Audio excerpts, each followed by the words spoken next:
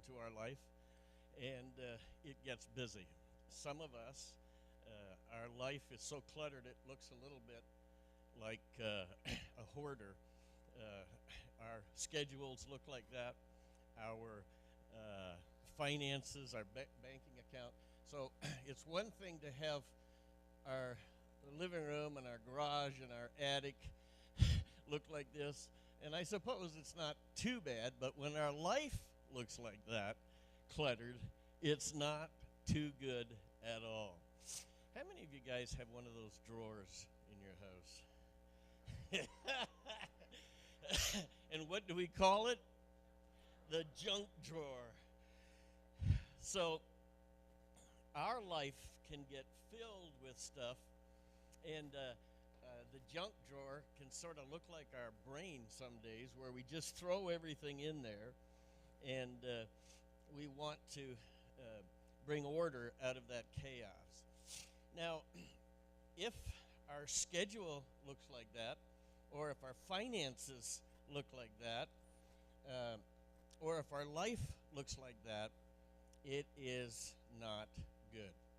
Now, what in this series, let's define breathing room. Breathing room is the space between where you are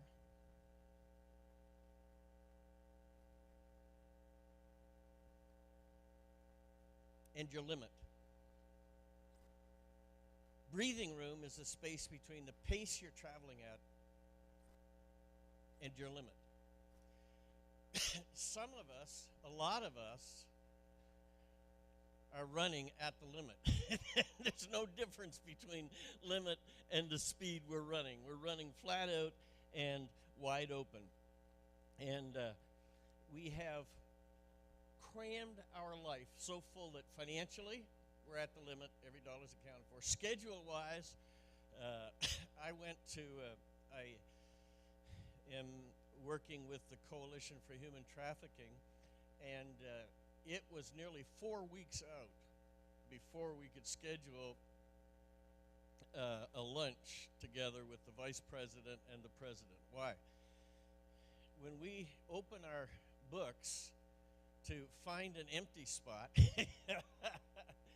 it's full. Our life is full. And we just keep collecting and adding and adding and adding. I worked for a guy, I hope he doesn't watch this video. His brother-in-law watches it. Don't tell Elgin I'm telling this story, okay? His life was so full. He was a contractor, and he'd be working on stuff, and he'd put his leftover materials and stuff, and he had this barn. And his barn was so full, he would say, now I did that job about mid-1980, so if you go, I think, to the back left-hand corner, and I would say about halfway down, you will find, he knew where everything was, and I know your life can be cluttered like that, or your house can be cluttered, and you know where everything is, and that's funny, and you'd go up there, and you would go halfway down the corner pile, and that's where it was. He knew where it was. Now, it wasn't safe for me, so I put breadcrumbs over to where the pile was so I could find my way back out. And it's funny. I mean, it's funny. He knew where everything was. It was all cluttered. But the point this morning and for the next few weeks, if our life loads up like that, it is not fun. It's not fun to watch people who don't have breathing room financially, and then all of a sudden a financial bump comes along, and they become a hurting unit. To watch a couple that's scheduled so busy that they just drift apart. They each have their own full agendas, and they don't have time for the important things of each other. And to watch it happen to people, it's hard to watch. And so that breathing room is the distance between our absolute limit and how we're performing.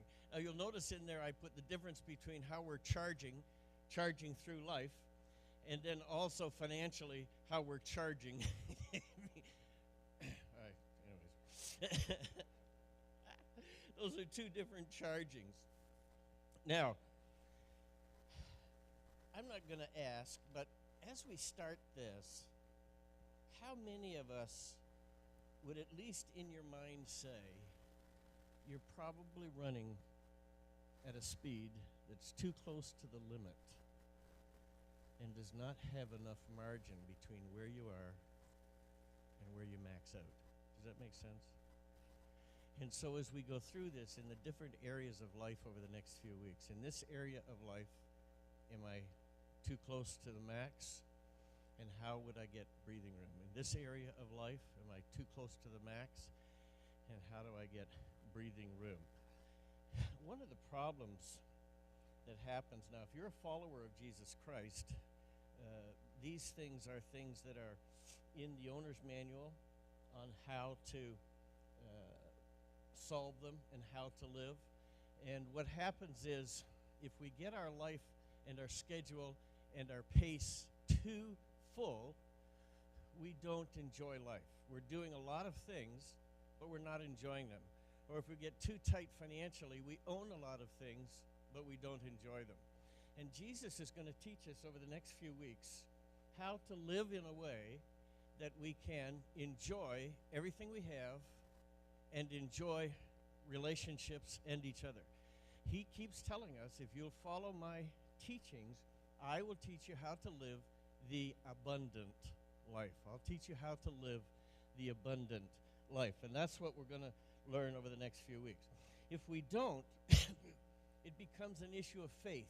Now, in a few points here, we're going to get to how I can say our life gets so busy that it becomes an issue of our faith and trust in God. The way we manage our schedules, our finances, and our life. What happens when we get too close to the limits? One of the things that happens is your stress levels go up.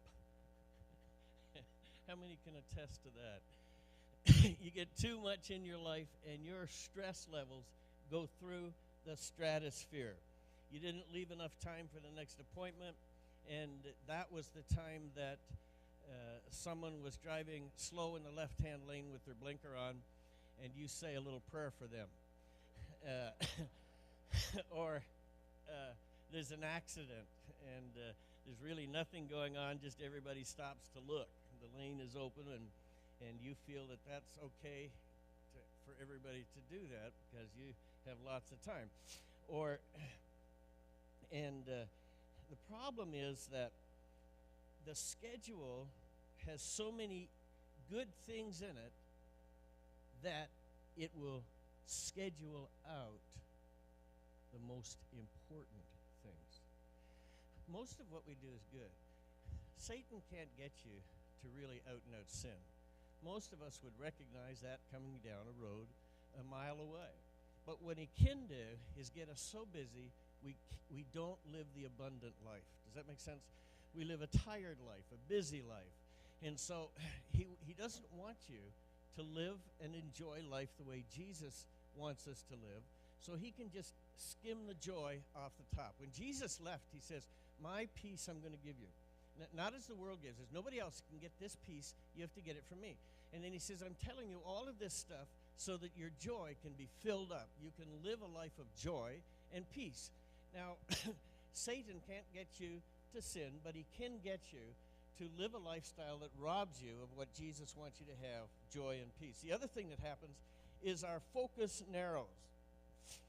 Your body is created this way. If you get too much on your plate, your focus narrows, and you can't see the big picture.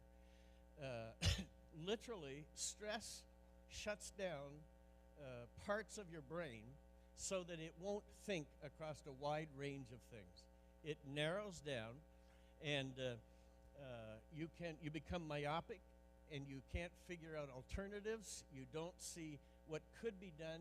You just keep charging ahead in a very narrow understanding of what you see, which is very little. Stress, what's the guy's name? He wrote Blink and some other stuff, and he says, stress makes you stupid. It literally shuts down the analytical part of your brain and focuses you so narrow you can't find alternatives. Now, I think that there's times when our life has to get like that. You just get it, go into Christ. I'm not saying that. But if you spend a lot of your life there, it really is unpleasant and high stress. The other thing that happens when we get our schedules full and our finances full and all that stuff is that our relationships suffer. We come home, we're tired, and we just don't have the time or the energy to invest in healthy relationships. You don't want your wife tensing up when you get home, or your husband tensing up when you get home, because you're going to come through the door stressed. You don't want every time finances come up to have an argument break up. You don't want all of these things to happen, the source of which is too much on your plate, not enough time to enjoy your life. Now, this isn't new information. This isn't a religious thing or a Christian thing. This is just a thing. This is just the way we are. This is the way life is. But the truth is, in the owner's manual, there's a solution. He tells us the source, and he tells us the solution. Now, I would ask a question. The question is, why? Why would we do this? I get this. There's a huge driver. There's a huge engine here, which is pushing us. We were doing a series a couple years ago called Living the Life. In other words, just living, following Jesus, and enjoying life. Just live the life, and that will change the world. And so I had some focus groups, and I'd sit down and we'd talk, and the same themes emerged over and over again, and that is, especially moms who have, most of them have a job, and then they come home and they run this small corporation called the house. And so, interestingly enough, when they do studies, cortisol, the hormone, the stress hormone, when the wife gets home from work, her stress hormones go up. When a man gets home from work, he goes into a state of relaxation that just runs his heart. And he grabs the remote, he sits on the couch, and he goes into a vegetative state. But the wife gets home, and her stress levels go up. So when you talk to a group of moms, they are running flat out exhausted. And then I was saying, well, what would happen if you said to the kids, pick one sport this year and we'll do it instead of 5? Or what would happen if we cut this stuff out? The most unusual, unexpected thing for me happened. Just in a casual conversation, they began to cry. And I'm going, whoa,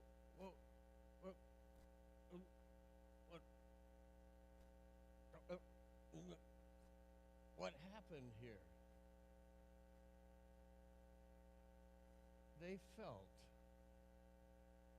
such unbelievable pressure to perform at that unbelievably high pace,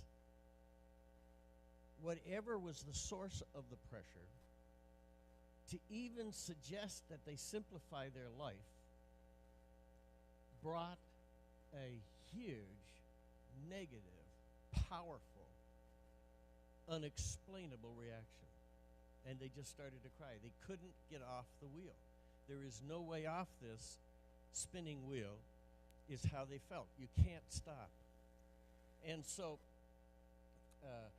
what would be the source, the driver that is so strong that we feel we can't slow down?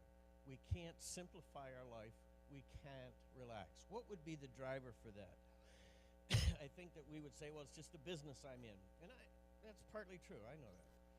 Or it's the industry. I know that. Or this is the times that we live in. And I'm not discounting that. That is true.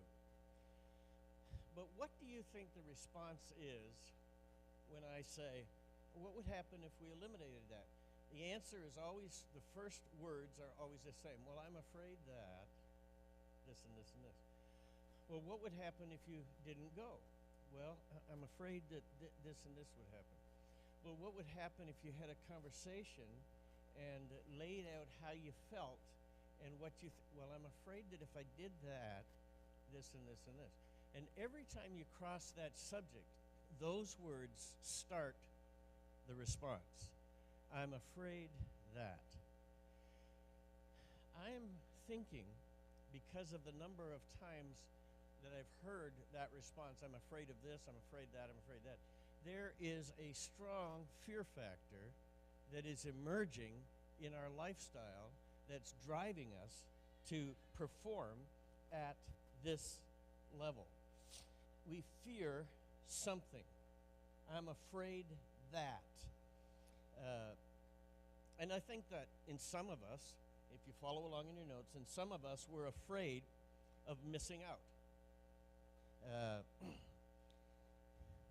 If I don't go, or if I don't sign up, or if I don't say this, or if I don't do that, I'm going to miss out if I don't go. I'm going to miss out if I don't participate. I'm going to miss out.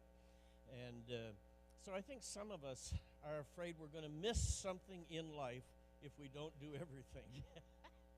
We're going to miss something if we don't do everything. And so the fear of missing out can drive us. The other thing is, I think that there's a fear of falling behind. Everybody else is moving. The perception is everybody else is moving ahead. Look at what everybody else is accomplishing. And look at what they drive. Look at what they wear. Look at the house. Look at their lawn. That's why I drive old cars. I have a messy lawn, and I shop at the thrift store. So I don't want to be the source of anybody's anxiety and drives. We look around, and we feel like we're going to fall behind. And I'm thinking, fall behind what? Fall behind who? What is this I can't keep up, or everybody else is? And I think that that's also another one of the sources. But I also think there's another source, and especially when we get older, we like to think that our life mattered. We would like to think that we just didn't come onto the scene for 60, 70, 80 years and disappear without a trace. Did my life matter? Does God know I'm here? Is he watching over me? Do I really have a purpose for my life? Does he really have a plan for me? And so as we get closer and closer, when we can see the end from where we are, we suddenly start to think, did I do anything of consequence? And so I think that that's one of the things that becomes a driver and will increase our activity levels. I know that I'm sitting there and I'm looking at how many years I probably have left in ministry, how many years I probably have left in life. And you want to make sure that you're not just filling up space, but you're leaving behind something that was better than when you came. Does that make sense?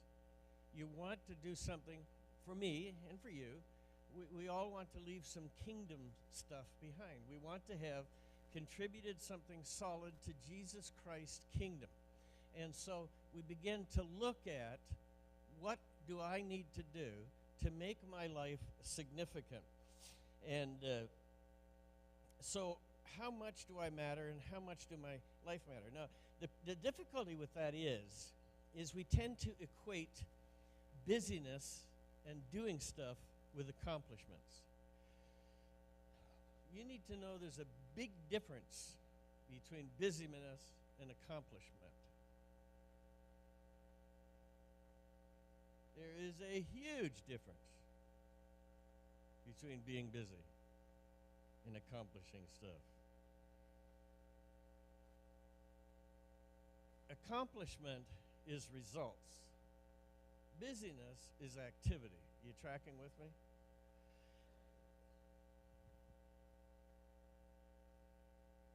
The owner's manual is going to teach us here in his kingdom and for his kids. Lifting your foot off the throttle increases productivity, increases results. And again, every time we do this, what do we say? We say that the teachings of Jesus Christ are the diametric opposite of the teachings in this world. Going slower increases results. In NASCAR, just happened to think of that. Race doesn't start till noon. Second service will be out on time. They'll say to their driver, slow down and go faster. If the driver is attacking the corners too hard and accelerating out too fast and sawing on the wheel and just attacking the whole track, if he slows down his attack, his speed will pick up. And I think there's a lesson in there for us. Sometimes if we slow down our attack on life, our accomplishments will pick up. And that's what the owner's manual tells us. Slow down in order to accomplish more. And we know that we only get one pass. If you flunk out your freshman year, you can go back and be a second-year freshman. And but once your 20s are gone, that's done. You don't get a do-over. Once your 30s are gone, you don't get a do-over.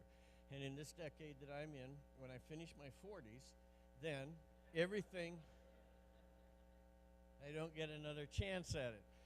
And when you get your 50s, you don't get another chance at it. You just get one pass through. And so there is some tension there. What if we are willing to address our fears? What if we're willing to, number one, acknowledge the driver, acknowledge the deep source, and then address it? God, your Father, would like you to address those things because he doesn't want anything to be pushing his kids into anything that will give you anything but the abundant life. So God, for those of us who follow Jesus Christ, this is not really optional behavior. This is teachings that he wants us to do to live a better life. If you're not a Christian or a Christ follower, it's optional behavior, but I have found out over the years that to follow the teachings of Jesus Christ will always give you a better quality life. Let's look at what would happen if we address those issues. Now, God addresses that issue of the pace of life clearly, distinctly, irrevocably, but in an unusual way. Here's what he did. You remember when the children of Israel, who had been in slavery for 400 years or so, and they came out of Egypt with a slave mentality. They only worked all the time. If they got sick, who would spend money on a slave? You could spend more on medicine than you could go down and grab another slave for. Life was of little value. Everything was work all the time, 7 days a week. Now God has set his children free, and he wants to teach them how to live the life he wants them to live. He wants them to live a certain lifestyle that he lays out. And as he's laying out this lifestyle, you will find out how much you matter to God. You work your way. He gave the 10 Commandments, right? And he laid out these things to help us, to help those children of Israel reorientate their thinking and their value systems and their priorities. But he also gave about 630 other commandments, all of which were designed for his new society. How big was it? They come out there, and what do you do if my neighbor steals my sheep? Well, okay, here's the rule. Don't steal. Well, what happens if somebody hits my sheep with an ox cart? Okay. If you hit a sheep with an ox cart and it's killed, you have to replace the sheep, okay? What happens if my bull gores a sheep? Okay, the bull gores a sheep and it's just wounded, but it's okay. You don't have to pay anything. But if it gores a sheep and And then the next guy comes and says, what happens if my sheep does? Moses, all right, enough about sheep already. You know, he's got to lay down a rule for everything that can happen here. But the rules are designed. In fact, this, when they quote an eye for an eye, it meant the response to something cannot be greater than the original offense. It wasn't that you take vengeance. It was that the strongest response you should ever have is not greater than what happened in the first place. It actually was a limiting thing, not a go-do-it thing. And so all of these laws are there teaching these people how to live the way he wanted them to do. So what does he say? He says, first of all, take a day off. Thou shalt taketh a dayeth offeth. Okay? God speaks Elizabethan English. And for slaves, this was crazy. I mean, it's against the law to work. We got beaten for not working 7 days a week. And God says, no, you will not be healthy or happy if you don't take a day off every 7. And so he says, build margin into your life. Take a day. And then in the New Testament, Jesus says, this was not built so that you do this for God. He said, this was built, God gave this to you as a gift. So the Sabbath is a gift to you to enjoy. Now, when Jesus was there, the scribes and Pharisees had turned it into something very unpleasant, but he was building breathing room into his society. There's some other things that he did as well as the Big Ten, and he instituted the Sabbath, but he also went on to talk about he instituted the tithe. Now, this is not a sermon on giving, just relax. Why was that? Well, they didn't have a bank, and so they would have a jar or something in the house, and as the week went on, they would put their 10% or 20%. Actually, there was, by the time it added up, if they kept everything, it was about 20 and a third. But here they would have money they didn't spend. In other words, you don't max everything out. Does that make sense? Every cent that you have doesn't mean you have to spend it. And God was saying, you need to build margin into your life. And so what is today's thing? Get all you can all you get, sit on the can, and spoil the rest. That's this world's teachings. Jesus is, don't burn through every penny you have. And he goes on, there's other teachings as well that we teach in the financial university, Financial Peace University. But he built into this culture financial margin. Another thing that he built into the culture was called the law of gleaning. And what does that mean? Well, for farmers and landowners, when they would be harvesting, he would say, don't harvest every piece of grain in the field. You leave stuff around the edges, you leave stuff in the corners, and that is for the poor people and the foreigners who live in the land. If you have people who are not native Israelis, and you have to see that they get fed and don't starve, and widows and the rest of them. You're responsible to leave enough behind for widows and foreigners. And if you get your field all done, you turn around and you left a sheath in it, leave it. It's for the people who are foreigners and widows and poor people. He was saying, don't harvest everything clean. Don't run it to the max. You're saying, but that's leaving money on the table. That's not efficient. Or with the law of the Sabbath. Well, I got to get the harvest in. What if it rains? What is God saying? What is God saying? He's saying, I will look after you. You don't have to max out, exhaust yourself, kill yourself to survive. If you will walk away from your work on the seventh day, I will look after you. If you don't glean everything right to the fence and leave stuff in the field, I will look after you. When you reap the harvest your land, do not reap to the very edge of your field or gather the gleaning of your harvest. If it falls to the ground, you just leave it there. And you do not glean all the way to the edges. You leave the edges there, and do not go over the vineyard a second time or pick the grapes that have fallen. Leave them there for the poor and the foreigner. But that's money on the ground. And after he gets through all of this, don't max, relax, leave margin, take a day off. Then he says, for I am the Lord your God. What? Harvest and God? Harvest and God? Yeah. He's saying, you need to trust me. On the tithing, he says, prove me on this. Check me out on this. He says, I am the Lord your God. If you will work 6 days a week, he says, do all of this so that I can bless the labor of your hands.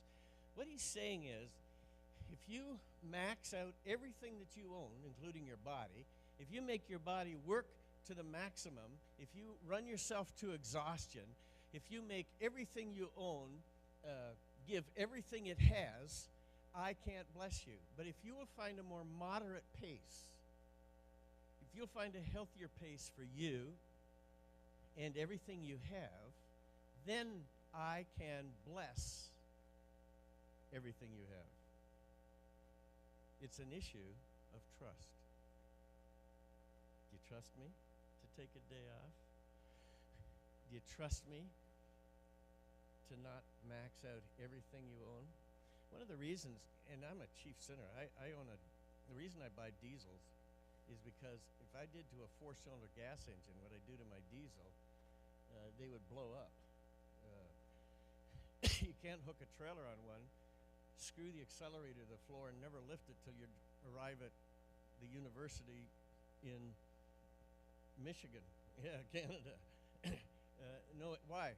I'm maxing stuff out, and God is saying to me, don't max out your diesel engine. Don't max out your cars. Don't max out your life. Don't max out your energy. Don't max stuff out. He is saying, would you relax?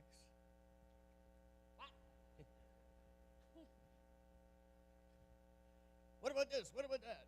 God is saying, if you trust me, if you pick a healthy pace, I can bless what you have done. If you will walk away and leave work undone, I can bless what is left. Is that opposite to what we've learned or what? So, God is saying, when he began to teach this new nation how to live, he's telling them to build margin into their life. Jesus comes along, and he picks up where the Father, through the law, left off, and he says, don't worry about what you're going to eat or what you're going to wear. He says that's what the pagans run after. Now the pagans, this is an insult, by the way, that he was saying to them. The pagans were people who believed, it's not that they didn't believe in God, it's that they believed in a whole bunch of gods, none of whom cared about you. But Jesus is saying your Father cares about you. He looks after birds, and he'll look after you. Your Father cares about, relax, don't worry so much. Don't worry so much. Don't worry so much. Your Father sees that you need it. He sees everything.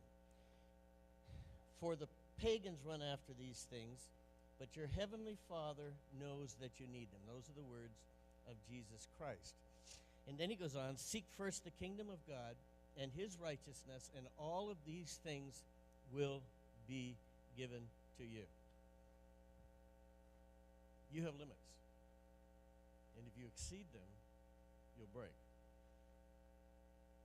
If you run an engine too hard, too long, it'll overheat and self-destruct. Do you know that your body's much the same way? If you run your body wide open all the time, it will overheat and self-destruct. I've run so hard, I've damaged my body, and when I get very tired, my temperature goes up a half a degree or a degree. It overheats now when it gets tired. If I'd have followed the owner's manual my whole life, nobody told me this stuff. I just worked. That's the way it was. You just work all the time. That's how you prosper. God is saying, no, that's not how you prosper. You prosper by living healthy pace of life with margin. And I will make up the difference because I am the Lord your God. And I see what you have need. So I think that sometimes it's not our needs that push us, but our greeds. Would you just take a moment, and where is it that you need margin? Where in your life do you need margin? Is it in your schedule? Are you maxed out financially? Are you robbing yourself of the time for rich relationships? Where do you need margin? God is saying to you, your life will be so much better, so much richer. You will be so much better off if you follow my teachings on margin. Margin, again, is the difference between where you are and maximum output. And he says, live a healthy lifestyle and don't max everything out. Now, isn't that contrary to everything we've known? My dad, bless his heart, he grew up during the Depression, and you have to work and maximize every opportunity every time. In fact, I'm sure my mother saved everything. How many of these moms did the aluminum foil where they reused the aluminum foil? You press it out. Yeah, did it again. Yeah.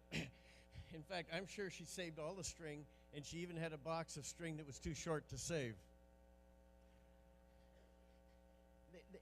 The lifestyle that caused them to survive, I think, but Jesus is saying, your Father sees all that. Would you relax? Would you stand with me? This morning we're going to have baptism, and we immerse in baptism here. And what does that mean? That means it's like being buried. You bury the old lifestyle, but when you come back up, you're coming up to a whole new lifestyle. And week after week after week, we contrast the old lifestyle that you're giving up. This is what this culture says. And then we talk about what is the lifestyle that you live when you start the new life. The old things are passed away. What are those? And behold, everything has become new. What is that? And so every week we look at what we buried versus what we live to. And this week, Jesus says a couple things. Would you stop worrying? Don't you hate that? Don't worry about it. Manana, just forget it, relax. So Jesus is saying, don't worry and don't redline everything. That's the message this morning. Don't worry and don't redline everything. Our Heavenly Father, you have shown us through your word such a rich way to live. Such a wonderful way that gives us healthy relationships, intimacy with our friends and our families. Just help us to overcome the fears that drive us and help us to trust you so that we can leave margin in our life. In Jesus' name, amen. You may be seated.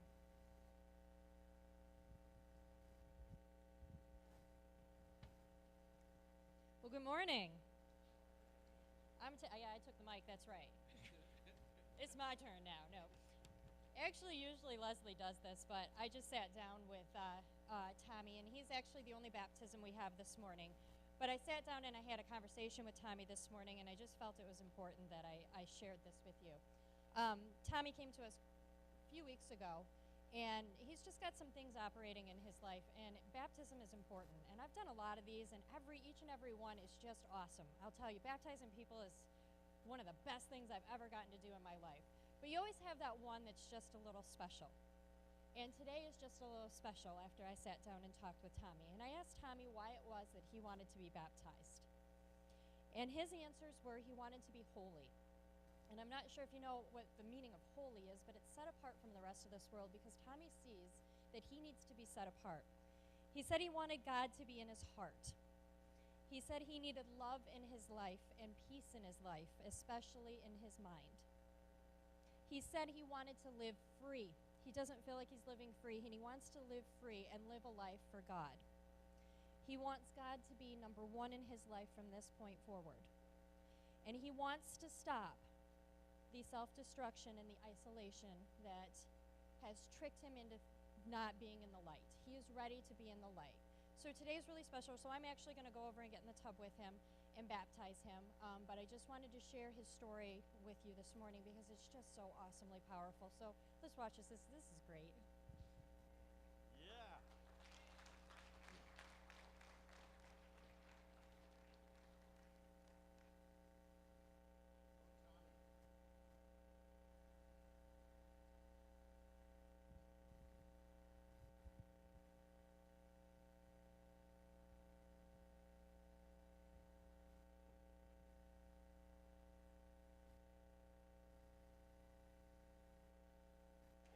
Whoa!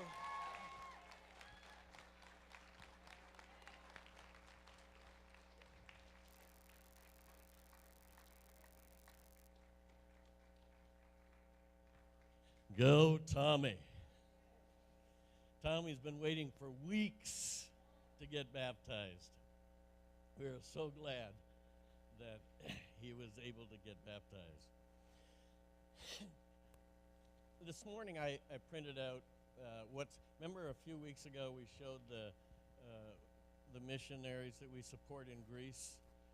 Well, the buses are still coming, 40 to 80 buses at a time. And so I put an update in there, and what you could do. Now, Daniele wants to go to Greece to teach. I asked her to work with me for a couple years, 5 years or longer, 10 maybe. And she has literally put her life on hold here for a couple years to stay and to lead the worship with us. But this is where she's headed. But I wanted you to know what's going on in that country right now. And if you feel led, you can go to Greece and help them. You can send money to the Bishop's Relief Fund.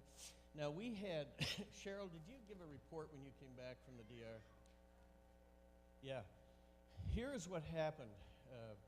Guys, we need to take Jesus Christ around the world. Here's what happened on that trip that Cheryl went to. 2,900 guests received medical care. 460 people were fitted with glasses. 387 people received dental care. 186 teeth were pulled. 520 Dominican pastors attended the conference on a special ministry track. 437 pastors' wives attended a pastor's wife session. 9,000 Spanish Bibles were given out. $9.3 million in medicines were distributed. 1.2 million in clothes, flip-flops, hygiene. You know why it's very difficult for us to take clothes to these countries? Why? We are so fat. Nothing we wear is going to fit in these countries. You with me? We are so far removed. New stuff. Send new stuff. Okay. There's a list available of what we're getting ready for next year. Yes, and we're learning Spanish and getting ready to go back. 12 evangelistic services were held. 8 of the team members asked the Lord to come into their life. Why? For crying out loud, they're seeing people healed. They're seeing people who were dead, practically dead, come back to life. They're seeing babies and miracles all the time, and all of a sudden they say, oh my, God is real. Yes. Surprise.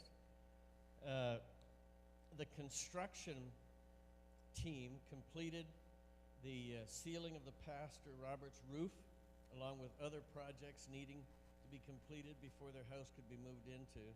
Construction team repaired a church in a Haitian village that had been destroyed by fire the week before, and more than 600 people made a decision to follow Jesus Christ. 5 days. They did all that in 5 days. Jesus did all that in 5 days. Listen, guys, my dad's favorite verse was, don't be weary in doing well, because in due season you will reap a I would say that we are fortunate and blessed in our lifetime to see the harvest and the fruits of our labors. Don't be discouraged in your serving and giving. And thank you so much for the painting team and the work team. Did you notice that? Yeah. Did you notice on the way in? We're getting ready for guests. Christmas Eve, we could have 1,000 people.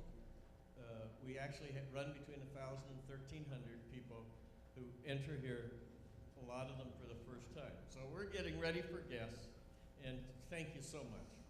And where's Teresa? Thank you for using water-based paint. A little brush and it scrubs right off. So thank you for your faithfulness and your work. The Lord bless you as you give to His